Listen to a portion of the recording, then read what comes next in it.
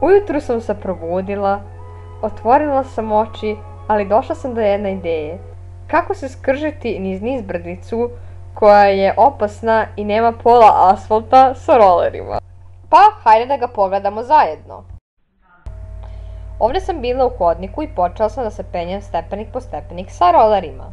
I da, kao što vidite ljudi, evo me na tom mjestu gdje je ta nizbrdica. Upravo se sad razmišljam gdje da idem sa rolerima, da li da se spustim niz nizbrdicu ili da idem negdje kroz ovu, ne znam, da idem negdje drugdje. Nisam se setila da idem kroz travu, kao što je tu je trava, pa sam mogla da prođem tu kroz travu i da se spustim. Ne, nego ja sam baš morala kroz nizbrdicu da se spustim kad sam dovoljno pametna i upravo...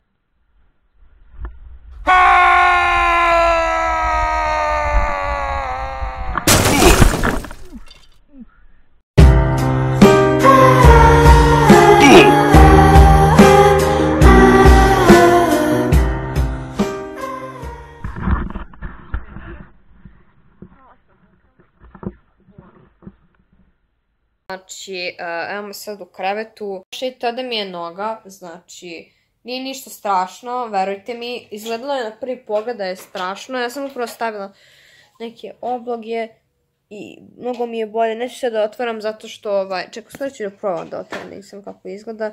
Inače, prošlo je otprilike nekoliko sati, to je sat vremena, vidite.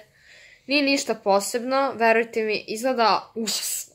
To pravo. Što vidite, ništa strašno, izgleda strašno, da, znam, zapaljeni ste. Wow, kako ne izgleda strašno kad izgleda.